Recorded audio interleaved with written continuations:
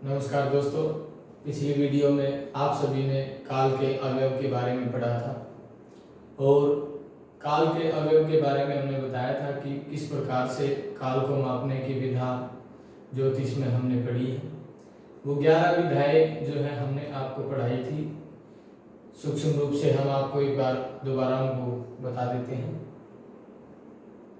सबसे पहले वर्ष, अयन और ऋतु, मास, पक्ष, तिथि, वार, नक्षत्र, योग, कर्ण और लग्न।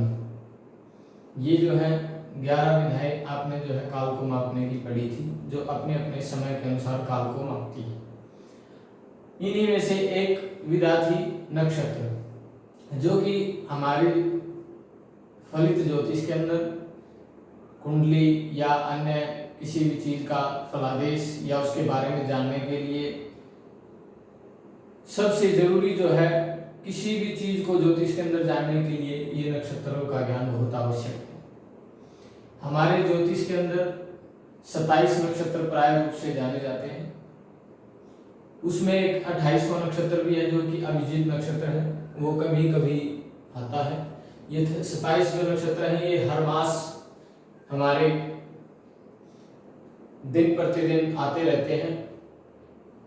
पहले अश्विनी, फिर भरणी, फिर कृतिका, फिर रोहिणी, इस प्रकार से बारी बारी से एक एक नक्षत्र आता रहता है। अपना भोग पूरा करने के बाद जो है अगला नक्षत्र आ जाता है। हमारे आकाशीय मंडल के अंदर एक तारा है, उस तारा का नाम जो है नक्षत्र रखा गया है। इन ताराओं के समूह से जो है राशि बनती है। उन राशियों का भोग जो है हमारे ग्रह करते हैं, जो कि हमारे 9 ग्रह हैं, सूर्य, चंद्र, मंगल, बुध, गुरु, शुक्र, शनि, राहु और केतु। वो राशियों का भोग क्या करते हैं, बारी बारी से एक एक राशि, पहले मेष, फिर वृष, फिर मिथुन, फिर कर्क, फिर सिंह, कन्या, तुला, वृश्चिक, धनु, मकर, कुंभ, मीन, इन 12 राशियों का भोग करते हैं। प्रति राशि का भोग करने के बाद अगली राशि में प्रवेश करते हैं।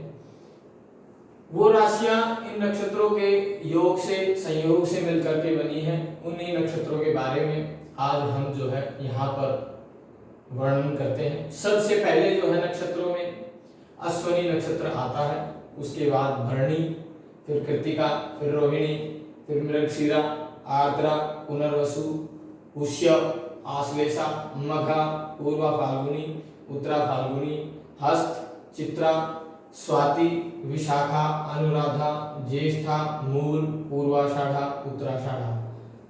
अभिजीत ये नक्षत्र है, ये उत्तराषाढ़ा के बाद आता है, इसलिए यहाँ लिखा हुआ है, लेकिन ये नक्षत्र कभी कभी आता है। ये हर मास ये नक्षत्र नहीं आता, इसका एक कुछ पर्टिकुलर समय है, उतने समय के बाद ये नक्षत्र आता है। वो हम आगे की वीडियो में डिस्कशन करेंगे। उसके बाद फिर श्रवण नक्षत्र, धनिष्ठा, सतविशा, पूर्वा भाद्रपद, उत्तरा भाद्रपद और रेवती। ये अभिजीत को छोड़ करके जो 27 नक्षत्र है ये हमारे हर महीने आते हैं। इन नक्षत्रों में जो सबसे पहला जो नक्षत्र है वो अश्विनी नक्षत्र है। इससे ठीक 9वें पर आश्लेषा नक्षत्र आता है और उसके अगला फिर मघा नक्षत्र। यहां से 9वें पर ठीक 18वां जो नक्षत्र है वो ज्येष्ठा आता है। 9 और 9 18, उसके ठीक साथ में मूल नक्षत्र। फिर यहां से जो है 18 और 9 27, 9वें पर रेवती नक्षत्र। ये जो नक्षत्र है अश्विनी और फिर इससे 9वें पर आश्लेषा और मघा, फिर यहां से 9वें पर ज्येष्ठा और मूल और फिर रेवती। ये जो 6 नक्षत्र हैं ये हमारे गंडमूल नक्षत्र कहलाते हैं। इनको मूल नक्षत्र भी बोलते हैं, गंडमूल नक्षत्र भी बोलते हैं। इनमें जो जातक उत्पन्न होता है वह मूल नक्षत्र में पैदा होने वाला जातक कहा जाता है उसको।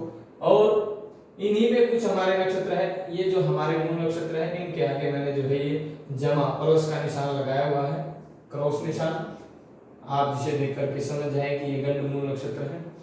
इन्हीं में जो है हमारे 27 में से 6 नक्षत्र तो गंडमूल के हो गए और 5 नक्षत्र ऐसे हैं जो धनिष्ठा आधा नक्षत्र बीत जाने पर आता है। धनिष्ठा का बाद वाला आधा नक्षत्र और बाद के ये 4 नक्षत्र, ये जो है हमारे पंचक नक्षत्र में आते हैं। ये 5 नक्षत्र जो है पंचक नक्षत्र होते हैं। इनमें जो है 5 कार्यबंध बताए जाते हैं। ये हमारे पंचक नक्षत्र हैं। ये भी हर मास आते हैं।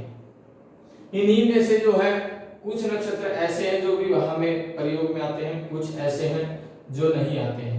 इन नक्षत्रों की अलग अलग अपनी अपनी जगह एक संज्ञा है। प्रत्येक नक्षत्र का जो मान होता है वो 13 अंश 20 कला का होता है। यहाँ पर जो है मैं नहीं लिख पाया हूं, लेकिन आप यदि इसको लिखना चाहे तो लिख भी सकते हैं। 13 अंश 20 कला का प्रत्येक नक्षत्र का मान होता है।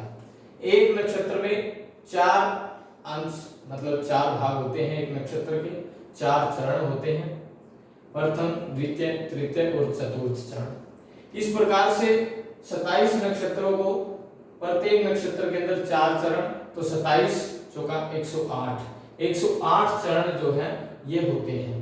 और हमारी 12 राशियां हैं और 9 ग्रह उनमें भ्रमण करते हैं, तो 12 निमा 108, 12 को 9 से यदि गुणा करेंगे तो भी 108 आएगा। इस प्रकार से जो ये है हमारे नक्षत्रों का जो चरण है वो 108 चरण इनके अंदर होते हैं। इन नक्षत्रों के विभिन्न प्रकार से स्वामी हैं। किसी नक्षत्र का कोई स्वामी है, किसी का कोई स्वामी है। इन्हीं नक्षत्रों पर पूरी जो हमारी ज्योतिष का ज्ञान है वो आधारित है। ये बार बार हर जगह फल करने के लिए, ज्योतिष का ज्ञान रखने के लिए, गणित ज्योतिष का ज्ञान रखने के लिए, फलित ज्योतिष का ज्ञान रखने के लिए, सिद्धांत ज्योतिष का ज्ञान रखने के लिए, अन्य किसी भी प्रकार से ज्योतिष में प्रवेश करने के लिए या ज्योतिष को जानने के लिए इन नक्षत्रों का ज्ञान रखना बहुत ही परम आवश्यक है। आपसे अनुरोध, इन नक्षत्रों को क्रमबद्ध जिस प्रकार से ये लिखे गए हैं उसी प्रकार से आप इनको पढ़ने की, याद करने की इच्छा करें, इनको याद करें, क्योंकि ये याद होंगे तो आपको आगे ज्योतिष को सीखने में, पढ़ने में मदद मिलेगी। कहीं पर भी यदि आप ज्योतिष पढ़ेंगे तो इन नक्षत्रों का याद होना बहुत ही परम आवश्यक है। आज की क्लास में हम यहाँ तक ही पढ़ेंगे। आगे के लिए आने वाली क्लासों को ध्यान दें। धन्यवाद।